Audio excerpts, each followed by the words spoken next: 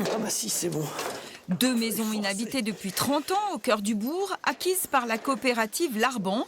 Une sera détruite pour faire une cour. Dans l'autre seront aménagés 2 T2, totalement accessibles pour les personnes âgées. Donc pour l'instant, il y a encore quelques marches. Et puis une petite annexe qui va être démolie. Et ensuite, par un jeu de rampe dans la rue à l'arrière, sur le terrain privatif, on pourra accéder de plein pied ici.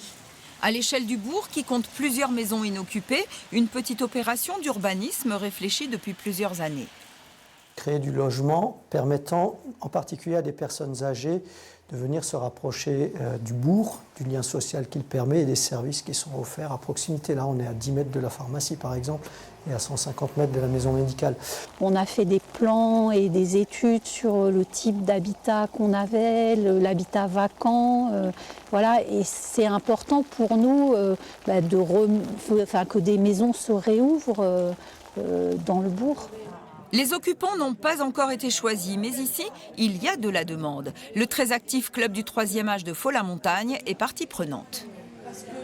Les gens qui habitent dans les hameaux notamment, et qui se trouvent isolés, c'est-à-dire à partir du moment où on ne peut plus se déplacer pour se rendre au bourg où il y a tous les services. Et c'est à ce niveau-là, je pense que ça sera très intéressant pour ces personnes.